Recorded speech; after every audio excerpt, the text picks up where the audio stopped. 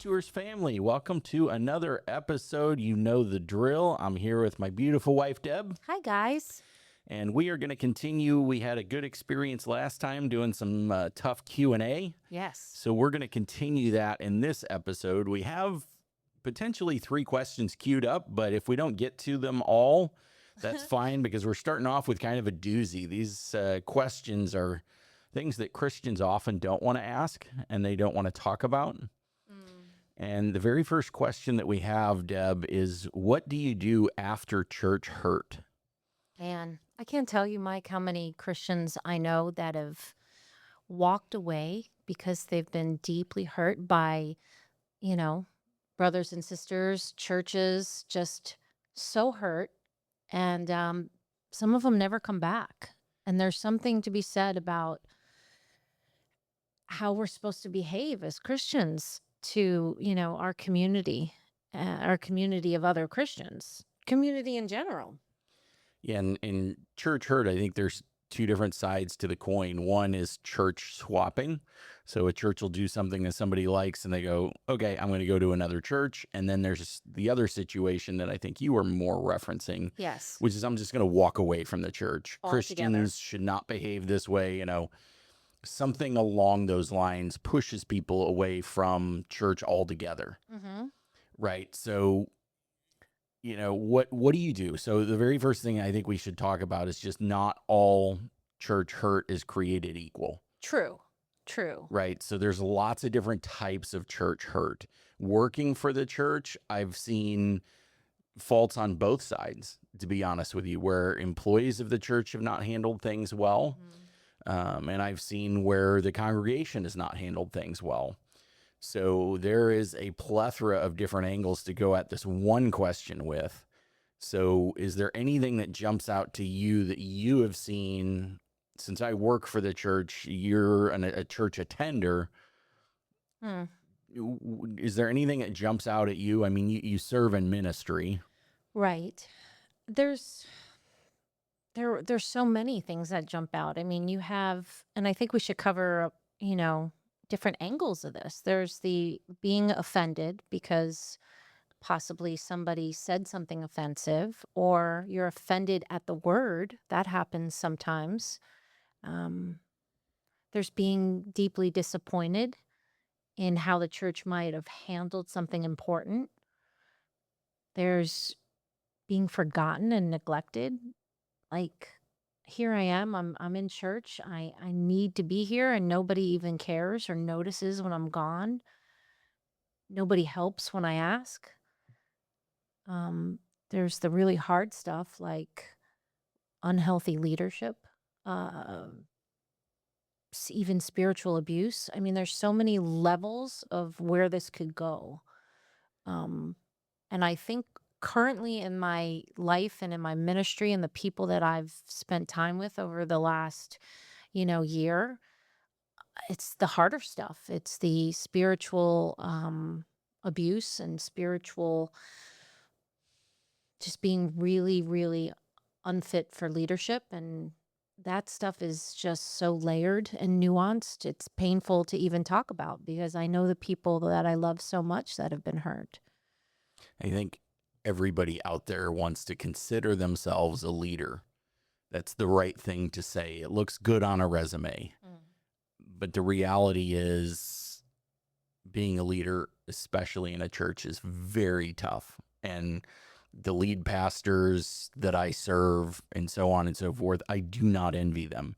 The amount of stuff, if they could focus just on their teachings, their weekend and their midweek teaching, I'd probably be a little green with envy. Yeah. But the amount of other stuff that they have to deal with, because we live in a beautiful, broken world, they deal with some really tough things. And you have to understand that they're getting hit from all angles, from a lot of different people, even pastors of small churches.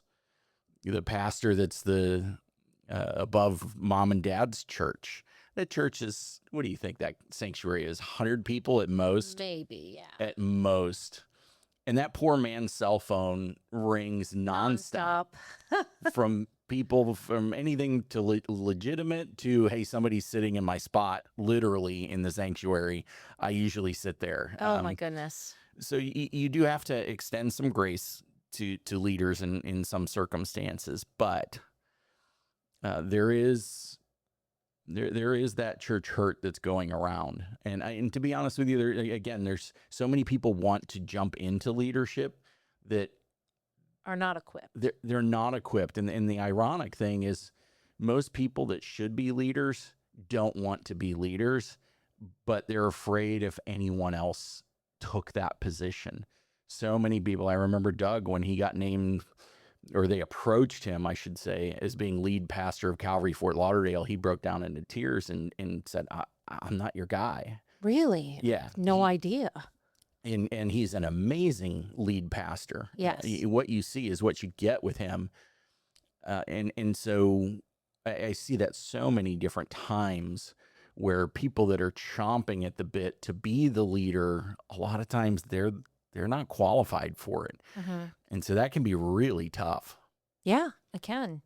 And the desire, there are pastors that take on a position of leadership because it's intoxicating to be in power. It's intoxicating to be seen and to be, I mean, we live in a culture, I think, really in the United States where you have celebrity pastors. Like, you know, think about it.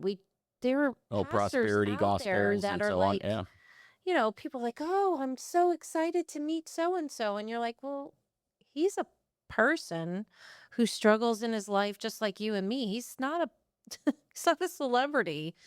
Um, and that's strange to me. And I think it would be strange to the first century Christian, you know, that we read in the Bible. Like none of them wanted to be famous or celebrity. They just wanted to get the word of God out. And so, yeah, you get that from American Christianity. I don't know if you see that in other countries. I have no other frame of reference. You know what I mean? Yeah, it's tricky. Um and we're in a world where so many people want to be victims that even working in the church, the very first thing you have to do is get to the root of what's going on to find out the reality. What side of the fence is the wrong on, and it can be both. Right. But you kind of just briefly mentioned when we first started about how the Bible does offend you. If you're in sin, the Bible and Jesus can offend you. So is that the start of the offense? Because if that's the case, Right. now you got to deal with the sin. Right. I mean, really, the Bible is an equal opportunity offender. When you're a sinner, and we all are, there's going to be something in the Bible that rubs you the wrong way, and it's supposed to. It's supposed to rub against the sinful nature that is humanity. And if you're not offended, well, just hold on to your seat because eventually you'll read something. It's a massive library of books, 66 books. Something's going to pique you, and that kind of offense, I think, is really an opportunity to go and sit with someone first with the Lord, because no man is going to counsel you as well as the Holy Spirit. But sitting with the Lord and saying, I don't know if I like what this says, but I know who you are. And hopefully the person that's offended knows who the Lord is. There's something about knowing about God and knowing him personally and tangibly and seeing his character over and over again. If you're in that camp, you go to the Lord and say, I know you're good, but the way this doesn't sound good. Like, help me to understand, is what that pastor said correct? Show me in your word. And even if you show me in your word, I'm going to need you to help me through this, because this is hard.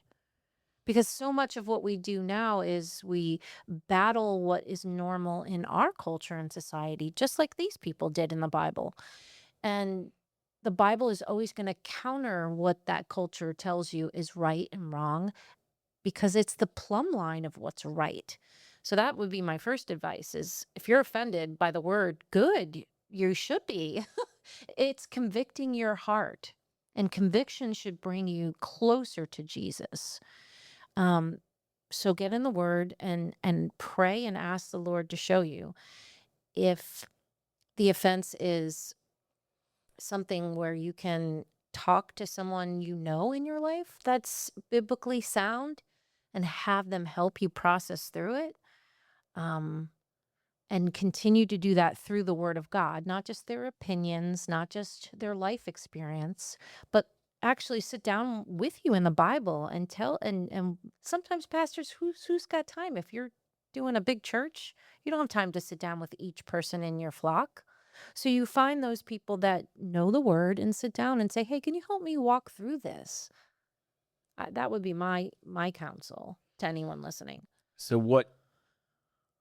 what happens when the offense is against the church?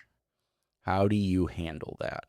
So there's disappointment. Something is said. Maybe you go in for biblical counseling, and you know, bad counsel can be given. We see that all the time. Yes. You see people, let's just say people leaving unsatisfied, unfulfilled with that time. So what happens at that point where the church hasn't lived up to what it needs to live up to? Mm. I have a friend who grew up in the church and has not been back since she was a teenager because there was an offense of how her father was treated when her parents were splitting up.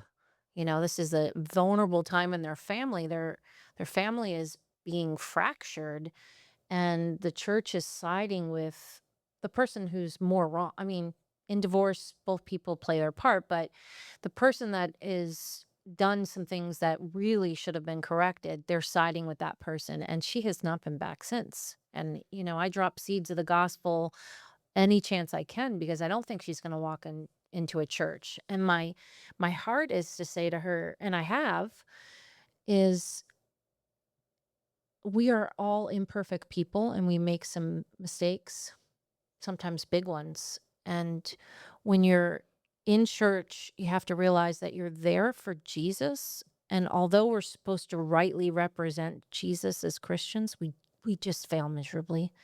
And that we're there for him and nobody else. And Jesus himself did not offend your family. Jesus didn't break your family. And the way you were treated was wrong. And I'm sorry. Seeking the Lord in that is what's going to bring you back to him. And then eventually, hopefully, back into a community that's a lot more supportive and a lot more wise and a lot more discerning. But you're there for Jesus, not for people. And that is critical when, especially when the offenses get big, and especially if the offenses are against church leadership. Someone in a position of power within that church does something to hurt you. Mhm. The natural reaction is, and understandably so, is to run from the church. Hey, this is supposed to be a safe place. This is church. And people end up running from God Right. instead of running towards him with that hurt. So nobody's saying stay in that church or leave that church. You and I don't have enough context to answer a question like that on a podcast. But don't run from Jesus. When church hurt happens, run towards him and bring that hurt to him. But so many times, sadly, working for a mega church, you do see situations in other churches. I've not seen it, of course, at ours, but you do see other churches where, abuse does happen. And that person runs from both God and the church. Yeah. They just take off. They want nothing to do with the church. And now you're running away from God, who is the one who can and will heal you. Right. And you're running, you're throwing out the baby with the bathwater. And so And I know you haven't seen it in the time that you've worked there, but you are working for a mega church that, and it's public knowledge, so I'm not saying anything that people can't look up themselves, but they've had serious abuse of leadership before you got there. Yeah. And I know Many years people, ago. Yep. yeah, I know people who were in direct contact with that spiritual abuse. And I have the utmost respect for each one of those women that I know still love and follow Jesus, even though they were just deeply disappointed. Like, and that's where you can see the Bible as a map, because so much of what you'll see in Psalms and in lots of the other books of the Bible, Lamentations even, is just this pouring out of grief and despair and disgust and anger. I mean, every gamut of human emotion is expressed in this book.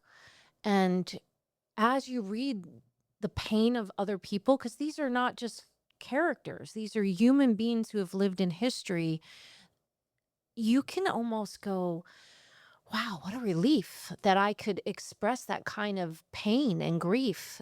And God isn't running from me and mad at me because I feel this way. And people can take that grief to the Lord. God is strong enough to handle that.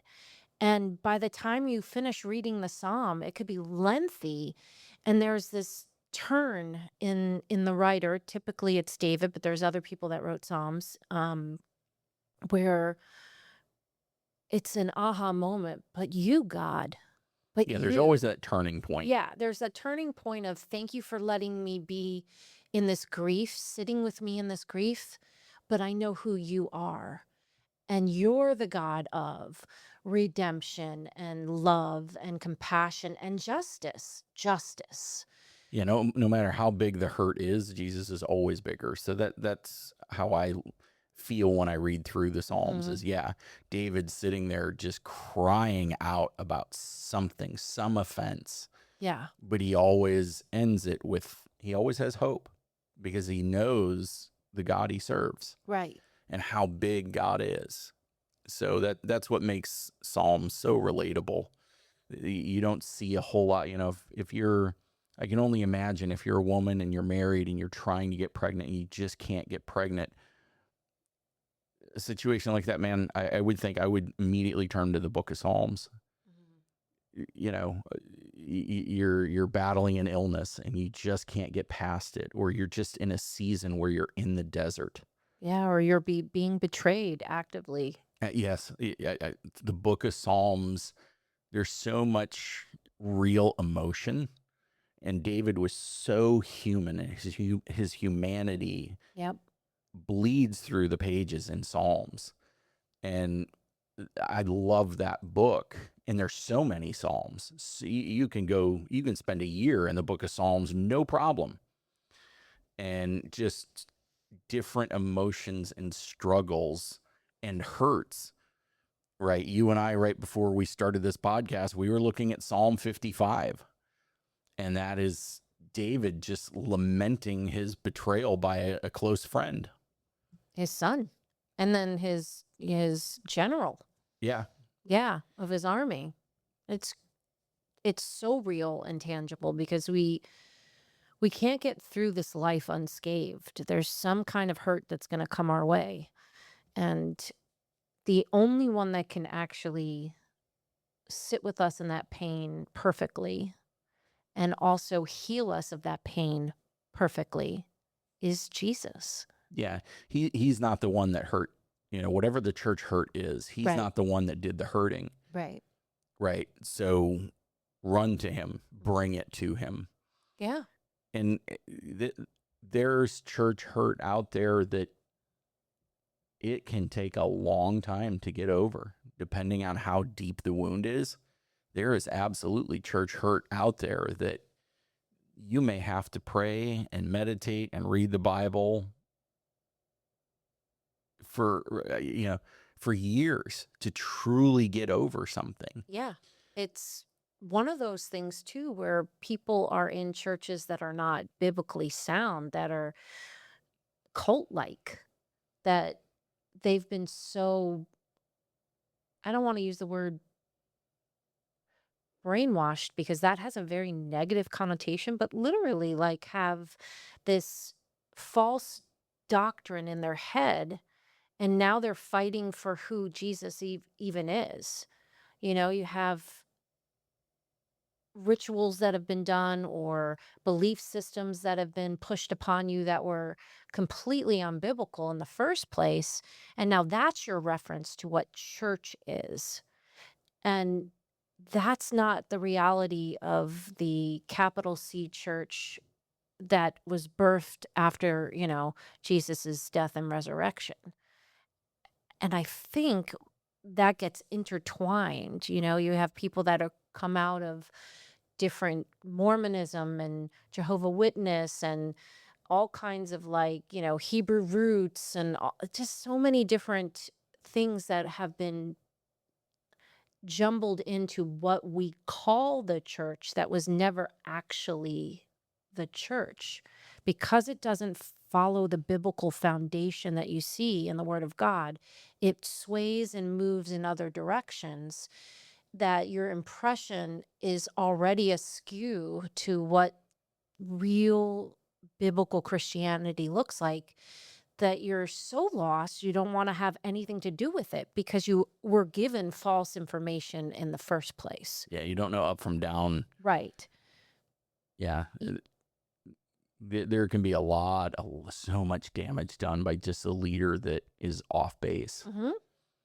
And, the Bible talks about, the minute you become a teacher, you're held to a different standard. Oh, yes. And there's a reason for that. If you're up there being a leader and preaching and giving false information about Jesus, wrong information about Jesus, because you want power, because you want the money, because whatever it is, Right. or just flat out ignorance. The minute you become a teacher, you're held to a different standard, and you need to take that very seriously. Yeah, you're literally holding human souls in your hand and you're directing them in the wrong direction. And God, you're offending Jesus. That's that's someone you don't want to offend. And you have to, as leaders and even just everyday Christians, you have to take every action that you're taking and you have to put it through a lens of God is going to hold me accountable for what I'm about to do. Am I offering him my best? Or is he going to ask me a question and I'm going to have some explaining to do? Yeah. Every action of every day needs to be looked at and considered in that filter.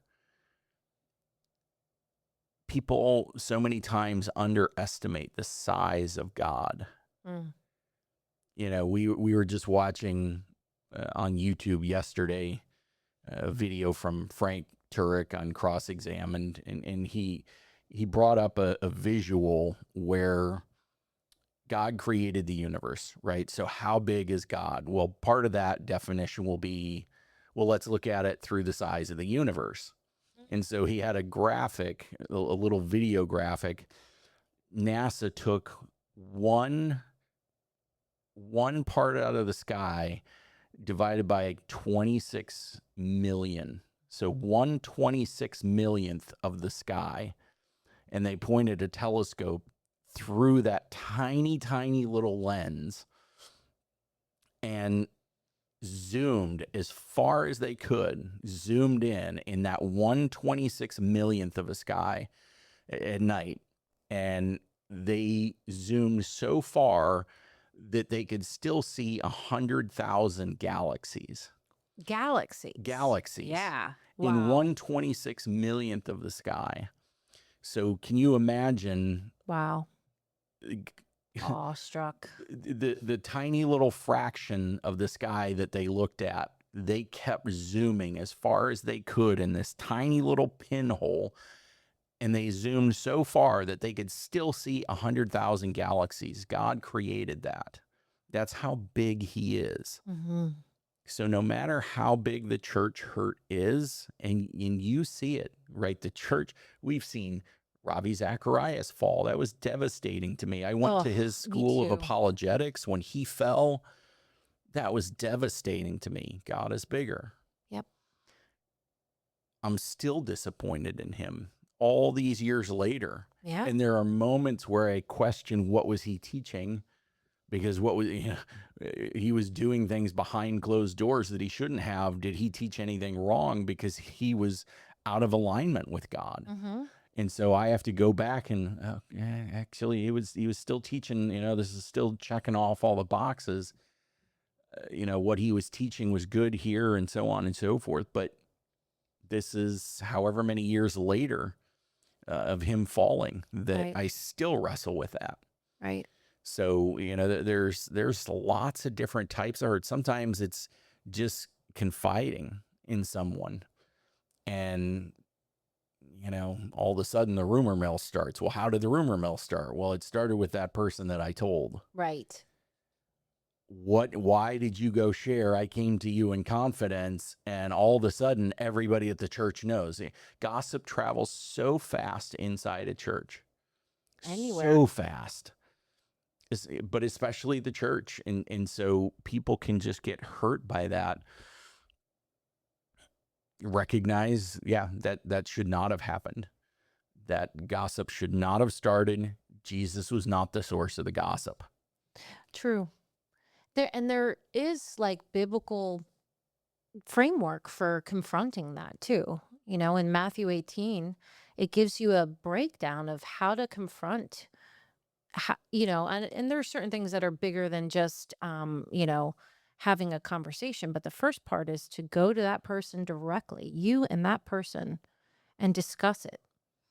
And the second is, well, that person doesn't want to hear what I have to say. So let me bring two or three witnesses and try to draw that conflict into resolution. And then from there, Then what's you the take it two or to the three? church. Then you Yeah. take it to the church, Then you take it to the the church. leadership. Yeah. And that's where, that's one of my pet peeves is people will take that when two or more are gathered, Christ is in the midst of you. That is from Matthew 18. Yeah, And so that's many about people, conflict it resolution, has not about nothing to do about prayer. prayer and people. Yeah. But it's staggering how frequently churches use that passage to talk about prayer and how rarely they actually go through the Matthew 18 process. Mhm. There's a particular church that I have in mind where there's a gentleman that is in pastoral leadership that has no business being there. And the other leaders of the church just completely ignored the Matthew 18 process. Wow. Didn't bother to confront him about it. Didn't they just, no, he'll be all right. Were they expecting that it would work itself out? I don't know. I'm not close enough to the situation, but God does outline a process for some of this stuff. And let's be clear, it is difficult to walk through these things. Oh, So many yeah. people run from healing because healing is difficult. You have to do hard things to heal. Otherwise, you're just burying it Yep. and you're walking around, you're walking around hurting. Right. And hurt turns to bitterness real quick. So, I mean, you're in this all the time. Your ministry, you're in a tough ministry. How do you forgive if you're looking at through the lens of church hurt? How do you forgive without pretending nothing happened? That's great. That's a great question because we want to pretend because we don't want to have to do the hard part of confronting. And Confronting. and you're supposed to be happy in church. Yeah, Can I? can we stop wearing masks at church? Can we just stop that nonsense? Life is not a oh, I just bless you, just bless you. Hi, everything's great. Like, stop it. It's not. It's church is a hospital for people who are hurting, not a perfect place where everyone's dressed to the nine and everyone's sweet and nobody has any problems. And it it really ticks me off when people are fake. I can't. I can't do it, man. And so, yeah, we have the impression that people are supposed to have their lives together. And that is a false impression that we need to actively push up against because it's not authentic and it's not real. And the hard part of healing is I have to have the courage to speak the truth about the conflict lovingly enough to not set my world on fire. Because, when you're mad, you can say things that you can't take back. So you have to have the discernment to address the elephant in the room. And the more people walk around like nothing is wrong, the deeper and harder the conflict becomes. So pretending like nothing happened is counterintuitive to forgiveness. Forgiveness requires you to literally look at the muck and the mire and the dirt and walk through it so that you can forgive, not pushing it down and pretending it didn't happen. That's not forgiveness. That's denial for And sure. yeah, and that's so many times you see where people are in a position where they could heal from church wounds, Right. but they don't because they run from it. And it makes mountains out of molehills Well, because sometimes it is a mountain and it becomes a bigger yeah. mountain. Oh no, yeah, but it just exacerbates the more you bury it and so on and so forth. The more you'll talk out of the side of your neck. Mhm. All of a sudden, you become, like you all of a sudden you're like at church and you're like a sniper and you're just taking people down with your words, Mm, because you become so bitter and so angry yeah. that it's like I said, it's like you're a sniper sitting there taking down people's character, and that's a symptom of hurt that Yes. hasn't been addressed. So, going back to the original question, how do you forgive people without pretending nothing happened? What is that process? Again, I think it's confronting the issue head on and doing it just like Jesus tells you to do it. I mean, these are red letter words from Jesus. So it's not even just the apostles writing about what they've learned. This is Jesus telling you how to confront conflict.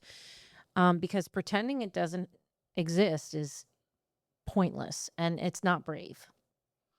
And so what do you do? What would you do if the offense is against church leadership and they're not picking up what you're putting down?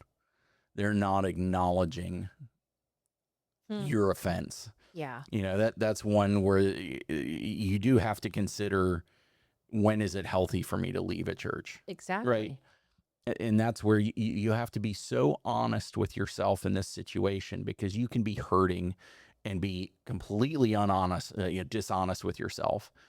And now you're making bad decisions. Part of it's critical to get into a church and find, you call it a spiritual mama or spiritual mom, a mentor, someone that you can trust in these vulnerable moments to go, hey, I've run into this situation. I'm hurting. Right. Am I off kilter or am I spot on? But there's hurt somewhere.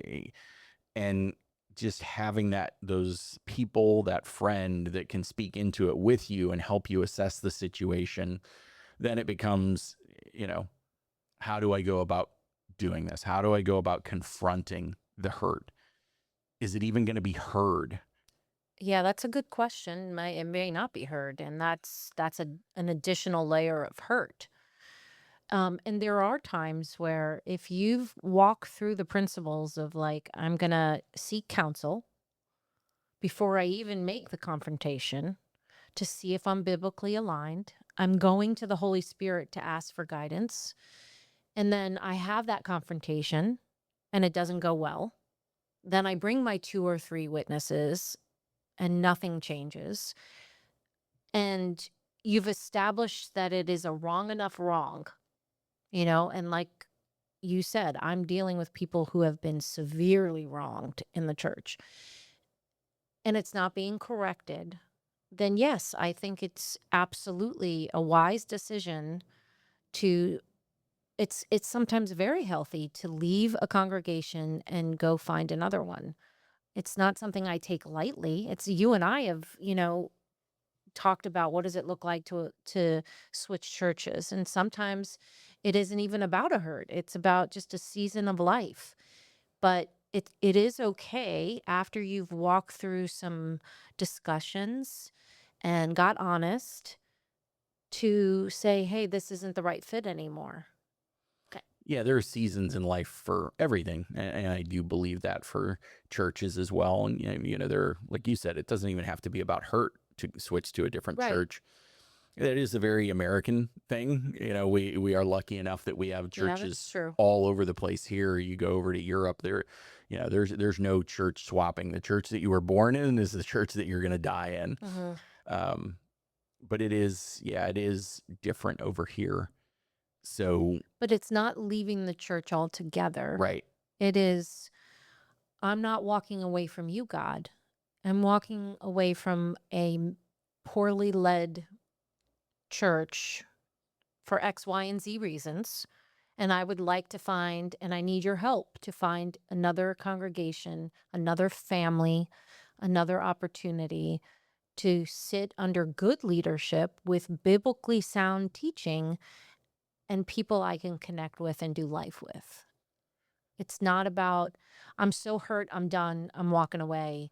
They're all hypocrites, they're all this, they're all that. When we start to put labels on all and always, and it's never going to be any different, uh, those are unhealthy ways of thinking.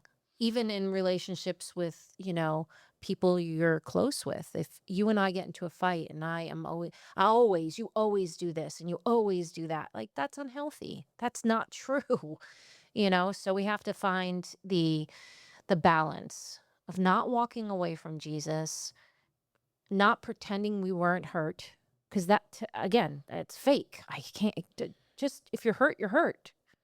Yeah, and I see a lot of times people have church hurt because their expectations were too high for the church. You have those instances too where somebody expects that the church is just going to give them something because they're in a difficult season. There's an interesting YouTuber out there. I don't know that he was pro church or against church, but what he did is he called up tons of churches. He just went on Google, I think, if I remember right, and started pulling phone numbers for churches and calling them and asking them, saying, "Hey, I need formula for my baby. Will you give me some?" And it was fascinating to see all the different responses that all these different churches gave. It went everything from, are you a member of our congregation? If you're a member of our congregation, we'll help you. It went all the way over to a guy that answered the phone of the church, said, "Hey, the church doesn't have any formula, but please let me know where you are and I will bring you some." And then there were some that said, "No, we don't have any formula." There's this whole spectrum of responses. But again, if you walk in with a certain expectation, that's a heavy burden for a church to carry, to meet everybody in that sanctuary, to meet all of their expectations. So Mm. it's also, make sure you ask the question, were my expectations healthy? Number one. And number two, did I express my expectations to anyone? Yeah, I think a lot of times we don't. We just have an expectation of something. A perfect example is if I go into a sanctuary, that person sitting next to me is a Christian. Yeah, that's not always the case. A lot of times It's it's not. not at all. That person could be a guest there. And if they say something rude to you, all of a sudden I'm going, that Christian, what a hypocrite. And the reality was, well, your expectation was the person sitting next to you in the sanctuary was a Christian. That was their first time at church. So you do have to have that. I don't even remember who the pastor was that told me, or even the individual. It may not have even been a pastor, but it was just good advice that when you felt hurt and you wanted to talk to someone, you wanted to confront someone, write a letter, then circle back to it in 3 days, reread it, throw it in the garbage, rewrite it. I love it. Walk away for a few days, come back, reread it, throw it in the garbage, and write a third letter. By the time you get to the third letter, you've probably calmed yourself down and you're establishing more valid points. But I think so many times I see people coming to us as a megachurch with unrealistic expectations, and there's no way we can live up to that, and they leave with their feelings hurt. So, there's so many different potential answers to this question of what do we do with church hurt, that really, there's no way we can answer a person on a podcast on their individual, but we're just throwing all these things out there for people to consider. So I can say the best advice I ever got for conflict resolution came from my spiritual mom. And she had me write down these questions. And anytime I get into a conflict, a really serious conflict, I sit down and I take my questions and I journal. And I want to share those with you today. Okay, so question 1 was, Lord, what is the deeper underlining issue of this conflict? Like, let me get to the layers that is this conflict. And then her second question to me was, what is my part in this conflict? That's always really humbling. Lord, what's my heart towards the issue? Like, basically reveal, search me, oh Lord, like, show me. And then she gave me, Lord, how does the word instruct on this issue? And that was always an opportunity to walk in the word and see, so that I'm biblically on point. And then what outcome would most glorify you?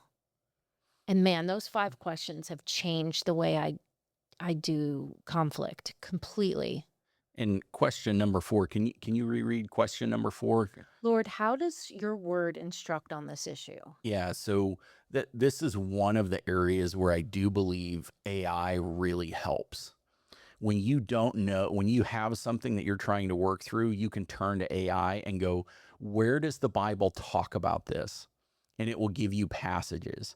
Not that you should get your doctrine from ChatGPT, No. but if you want to go, where does the Bible talk about divorce? That's an easy question that you can ask ChatGPT, and it will give you the book, the chapter, and the verses. And it's so that is an area where I love using artificial intelligence to help. Hey, where does the Bible talk about all of these things? Because to your point, I want to go read through all of this. There's nothing new under the sun. Right. How did God handle this? How did God's people handle this? That's how God's going to get the glory. So that is an area for me where if I'm looking for a reference, AI really helps that. Calvary used to have this little, I don't know, it was like a, Yeah, it was like a handbook of yeah, it was a yeah, scriptures. and it was spiral bound, and it was, they had all sorts of topics in there. It would start with the letter A and go through the letter Z. So it would start with maybe abortion or something like that and go all the way to the end. And it would just have a word there, and then it would have every scripture reference where that word was used. And it was such a great resource that, AI's kind of replaced that now, and it's at the palm of everyone's hand. I do recommend being very careful, as I said, with AI, but if you're Yes. using it for references, it can be a wonderful resource. So, but I think this is a topic that we can't unpack enough, but I Right. think we've done our best, when we're kind of speaking generally here today on a podcast, because we have to. But every church hurt wound, It's different and it's nuanced. so different with different sources, different angles, different sides to the coin, that it has to be handled delicately, where today is more of just a general conversation. But I think it is an area that you don't hear a whole lot of people talk about it, and I think it is critical. Yeah, and it's real. It's happening. It's very much real, very happening. The world is hurting, so there's going to be more hurt out there. So hopefully we gave you guys at least a few things that you can bring into the equation if you're dealing with some level of church hurt. But the best advice we can give you, number one, is go to Jesus. Yep. First and foremost, bring all your hurt, all your emotions, all of that, lay it at the foot of the cross, He and loves you. just be present with him and let him do what he does best. So that's the best advice that we could give, I think, on this one. Yeah, he loves you. So thank you guys so much for joining us for this episode. We will see you in a couple more weeks with another question. We only got through one today. I know. That's all right. That's all right. Just more episodes. That's all that means. All right. Bye, guys.